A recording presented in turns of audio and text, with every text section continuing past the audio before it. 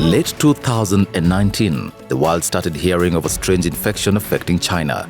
Little did the world know that the infection that later came to be known as COVID-19 will soon be a global but domesticated challenge that will affect every sphere of life as we know it. In March 2020, Kenya's government confirmed the first case of novel coronavirus in the country. From that day, the figures kept and keep rising with each day. And members of the press and fellow Kenyans, I want to inform you that the Ministry of Health has confirmed the first coronavirus case in Kenya. The case is a Kenyan citizen who traveled back to Nairobi, returning from the United States of America via London, United Kingdom, on the 5th of March 2020. She was confirmed positive by the National Influenza Center Laboratory at the National Public Health Laboratories of the Ministry of Health.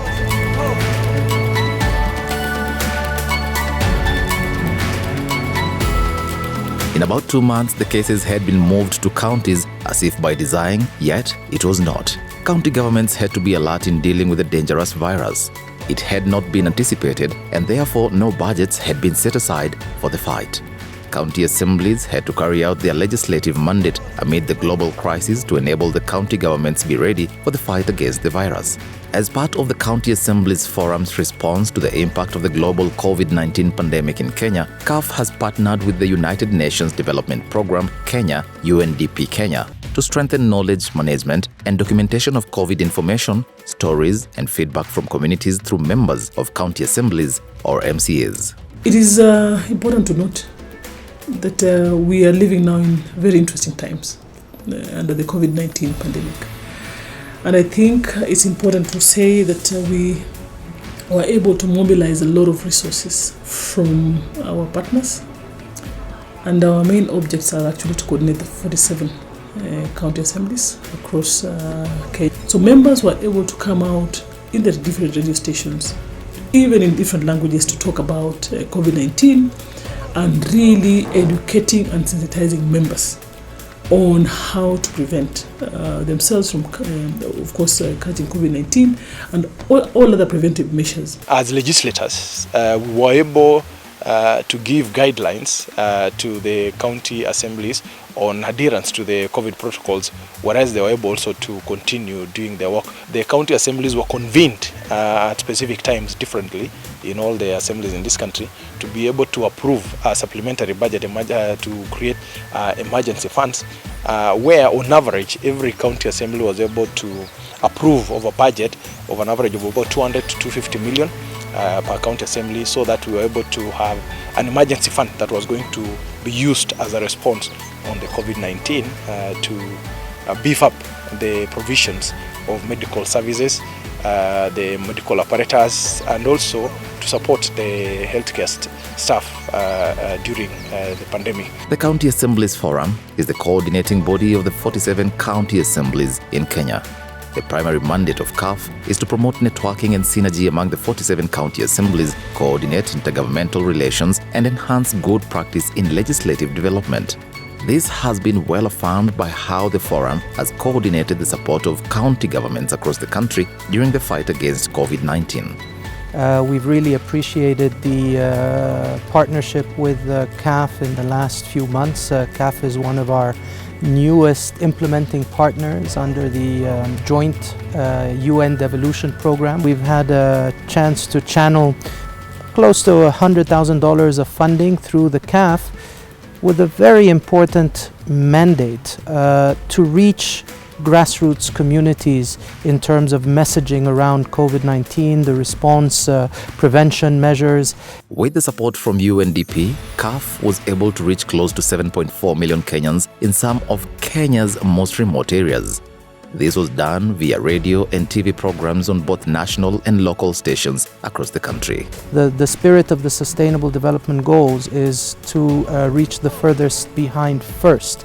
And so it is through structures like the County Assemblies Forum that we can actually do that. We worked on the land bill, but also the health and sanitization bill. So we've worked on some very specific areas of legislation. And I think for us, it's been important that we work with the legislative arm of government. With the support of UNDP, of course, again, we have been able to develop a mobile app, a mobile application, which we intend to have it launched. This mobile app is now going to talk about, actually to provide a lot of information about CAF, about the activities we've been having, and general information that members need to know of what we have been doing for them, especially engaging with the different stakeholders, engaging with the private sector, engaging with the intergovernmental relations bodies, here, in the city, in Nairobi. Some of the interventions that county assemblies have come up with include, but not limited to, shift from an in-person county assembly sessions to virtual sessions. There was also need to harmonize the county emergency fund across the country. The County Assemblies Forum has been undertaking civic education for all the members of the County Assembly, and it has trained the members to actively facilitate the response to COVID-19 pandemic by allocating funds to the executive arm of government and also legislating to ensure that the county executive is responding in a very seamless manner to the prevailing pandemic. So we are quite happy with the response from County Assemblies Forum, and we are hopeful that it's going to demonstrate and show results in the fullness of time. Honorable Speaker, pursuant to Standing Order number 41-2, I wish to seek a statement from the Department of Health and Emergency Services on the following issues. 1. The extent of preparedness to handle the possible cases of coronavirus in terms of medical personnel, medical equipment, and quarantine facilities. 2. Action taken to create awareness of the deadly virus, including ways of detecting the symptoms and preventive measures. And 3. The financial preparedness in case of attack by the virus. Thank you, Honorable Speaker. The county has established an emergency fund pursuant to Section 110, subsection 1 of the Public Finance Management Act of 2012 that allows the County Executive Committee member for Finance, with the approval of the County Assembly, to establish an emergency fund for the county government. The bill was committed to the Delegated Legislation Committee, who are in the process of finalizing it. The fiscal year 2020-2021 budget estimates will ensure allocation of COVID-19 funds to cater for victims and ensure improved health services to our people and sustainable supply of drugs, food and pharmaceuticals to guarantee quality health care. Honorable members, there is no doubt that this is a matter of great county importance, but one consolation is that we can determine how bad where we are heading will be, because if we follow the protocols on COVID-19 for public health and then also make our people follow, then we can lessen that bad situation that we may be heading into even as a country. We do appreciate that the CEC Health and Emergency Services has his hands very full at the moment because he's fighting the COVID-19. But the concerns of this House are well placed, especially on the HEARS and also the ambulances. This matter is committed to the Committee of Health and Emergency Services and the same member who moved the statement, and that committee is obviously going to work urgently and quickly with the Department of Health and Emergency Services and file a report in this House on these matters which have been raised, for this House to appreciate on the 28th of July 2020. That's just a matter of 7 days or 8 days. You will need to move fast because it is a matter of urgency and of great county importance. So what we have done as an assembly, and I as a person have taken the initiative of tabling a health bill where we have actually addressed most of these COVID-19 issues in such a way that we have tried to ensure that we are going to have isolation wards in every sub-location or sub-ward so that we are able to deal with the pandemic and any other pandemic that we might come across in the future. Additionally, the county assemblies swiftly passed supplementary budgets to support the county executive to address COVID-19. We just appropriated the first supplementary budget for the current financial year, which is 2020-2021. And in the health department, we allocated 3.89 billion to cater for the current budget for the health department, and about 446 million to cater for the development budget and the health department. So the total budget for the health department is about 4.3 billion Kenya shillings. Kitu ningependa government inafaa kufanya ni kuangalia kama kuna madaktari wanahitaji vitu vya kuwasaidia katika kazi yao waweze kupatiwa. Vijana ambao tunafanya kazi ya bodaboda, watu wengine wanaogopa hata kubeba na bodaboda kwa sababu wanaogopa kwa corona na pesa hakuna wakati wa corona. We are able to handle many patients. We get referrals even from other counties like Kajiado. We don't have congestion of patients. Yeah, we can handle more than 200 patients. Currently, we have one inpatient. We have had around 162 inpatients, and we have been able to discharge 162 patients in stable condition. Currently, we have no major staffing issues, and we do not have a major PPE issues. Our staff are well trained also through the partnership, and our PPEs have been certified with the quality. We have no complaints from our staff.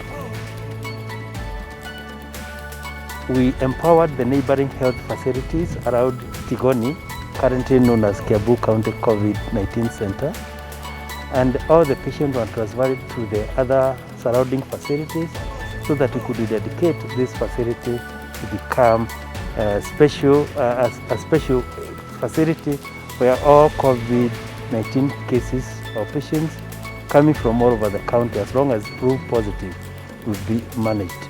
Just when the president directed that each county should have at least 300 COVID-19 isolation beds, and in Machakos we have 575 COVID-19 isolation beds spread across the county. We engaged in civic education to ensure that the masses are well informed in terms of personal responsibility towards prevention of the infections. We also undertook to fumigate public places in a bid to sensitize the masses and also slow down the infection rate. We also worked hand in hand with the national government when there was a cessation of movement order to facilitate the officers, both public health officers who are devolved and also the police officers who are posted to those roadblocks. These interventions, among others, have helped the county governments to be able to support the national government in the fight against this global pandemic more efficiently and with accountability at the county level.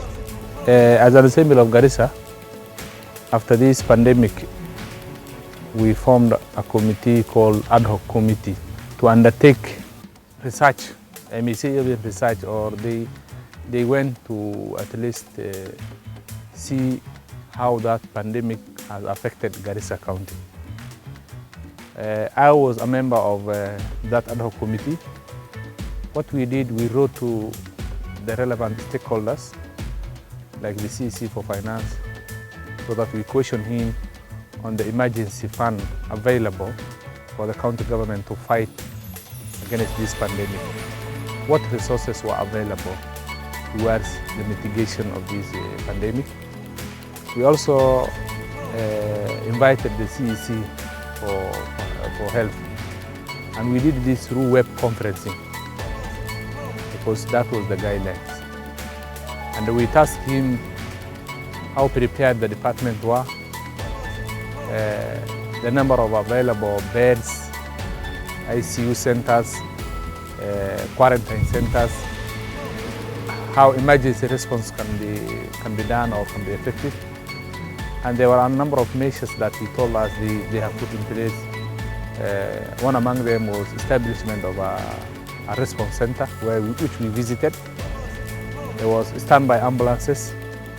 There was a toll number that people were to report on emergencies, and a number of other issues. We were taken through even the TB ward. The wards that were reserved for TB were converted into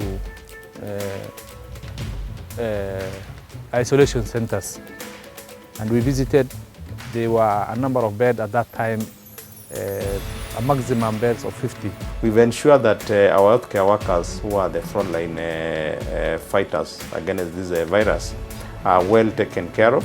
Machakos County was the first county to push for healthcare workers to be given a special allowance because of for COVID-19, because of the extra work and the exposure they are putting themselves in. Without a doubt, the fight against COVID-19 across the country at the county level has largely been guided and impacted by the County Assemblies Forum.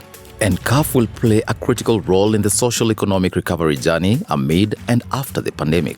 We've been incredibly pleased by the partnership that we've had, the speed by which things have moved, and the efficiency by which things have happened. So we will look forward to a partnership where we can ensure that the investments that counties will be making through own source revenue and other funds available for development purposes are directed to those critical priorities that both are in the recovery strategies from COVID-19, but also as part of the CIDPs, and making sure that these come together in a coherent framework of budget approval.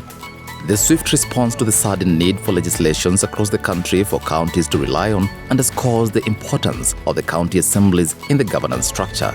Due to their proximity to the people they represent, as well as the governments they oversight, they are able to come up with relevant laws as and when required. Most likely, it would have taken much longer in the previous form of governance.